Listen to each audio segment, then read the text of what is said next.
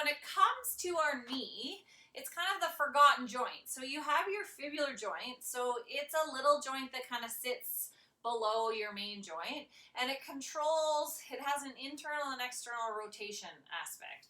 Okay, so what I want you to do is put both your fists between your knees, because you don't want your knees to move, and keeping your feet flat, you're going to spin your feet out. Okay, and notice if it's different between one side and the other. Okay, and then you're going to spin your way in. Now when you spin your way in, you don't want to curl your feet, so we're trying to work the range that your feet are flat.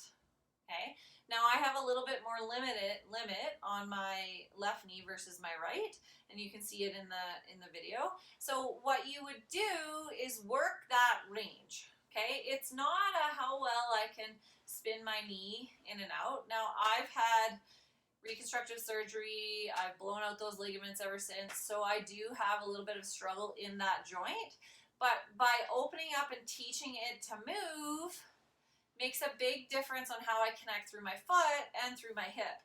So this joint your IT band attaches to, and part of your hamstring, so it can affect a big part of what's happening in your knee joint. So this is an assessment as to, are you rigid through that movement? Can you move without your knees being a part of it?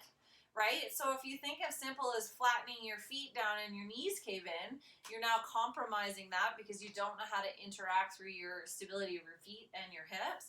So you're just going to look at that, but then you can also add resistance to it. So resistance is a good thing to help create awareness. So just a mini band at your toes, and then can you keep one stationary, which is stabilizing, and what happens when you go to spin the other one out and let it come in?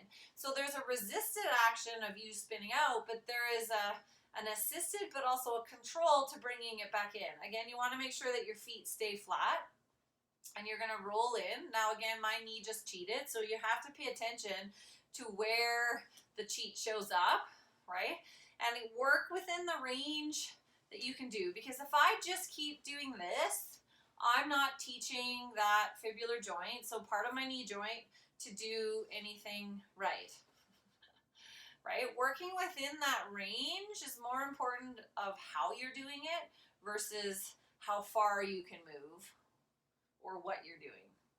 It's about creating that awareness and then teaching the function once you're aware of what you tend to do that might not be productive.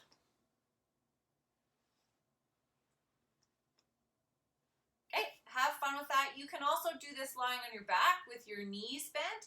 You just want to make sure that your knees are bent, because if your legs are straight, that becomes a hip movement, not a lower leg. Okay, have fun.